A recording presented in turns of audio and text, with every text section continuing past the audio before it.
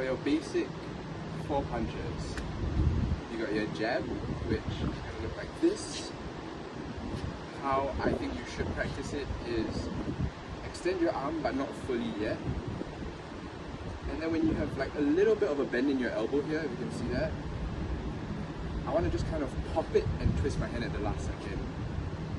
And then as I twist, I also close the fist and clench my fist. That gives it an extra little bit of pop, an extra little bit of damage to really hurt your opponent. So it's slowly going to be extend here, and then pop, extend, pop, extend, pop. And then you can slowly build up the speed on that. But for beginners, the main focus is technique first. Once you get your technique down, it's slowly going to feel smoother, and when it's smoother, it's going to speed up. So once again, it's just I lecture it from the side, pop, pop, pop, pop,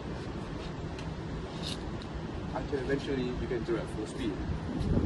And another thing which a lot of people do, especially when they're just starting, is they'll pull back their hand before they throw. That's more powerful, but it also shows your opponent what you're doing. So in fighting, that's called telegraphing. If let's say I throw this punch at you, you'll be able to see this much easier than you can see that. Because the first one, I'm pulling it back. It would hit harder if it does land, but it's harder to actually land that shot. Now, the second punch is going to be a cross. So for this one, the footwork's a little more important.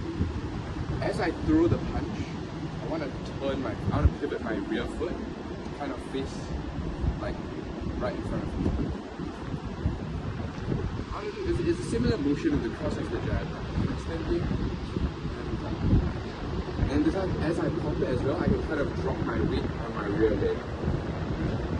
Actually turn. So dropping your weight down gives it a little bit of extra force as well, a little extra power and more damage.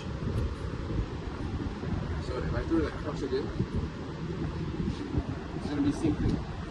And once again, don't pull it back, because if you pull it back, it's a little easier to read. And another thing I forgot to mention earlier is, as you're throwing your punches, you want to try and keep your other hand either at your forehead or at least at your chin. This in case they throw counter shots. I throw a punch, because let's say I throw a jab, it misses, that leaves this side very open to counters. Same thing with the cross. Another thing you want to add for defense is, after you throw that shot, you want to make sure you pull it back to your chin fast. If let's say I throw my jab and I get lazy and drop it, that leaves this side completely open for a counter shot after. Same thing with the cross. And while like at the start it can feel kind of nice to just kind of try and be slick with it, drop the hands afterwards, that leaves you very open for counter shots if you don't know what you're doing. Okay, the next shot. This one's a looping shot, is the hook. Now this one's a little bit trickier to explain, so I'll start like this. So let's say you're in your stance, right? Try and just swing side to side, just to kind of get that motion.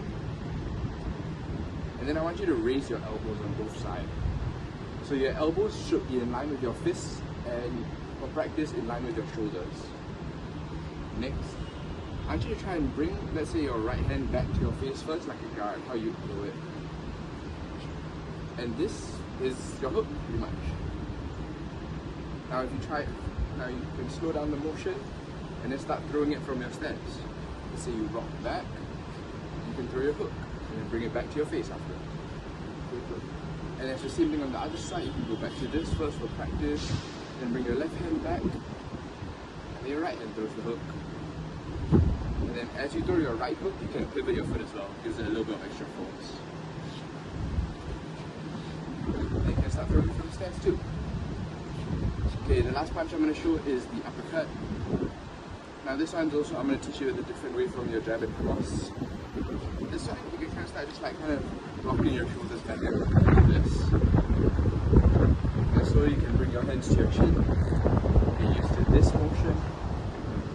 Then you start bringing them out a little bit, and there's your uppercut. Once again, keeping the hand up. Then to practice throwing the punches, I'd say for beginners especially, just slow it down first. You don't have to throw with power. Like, just focus on the technique.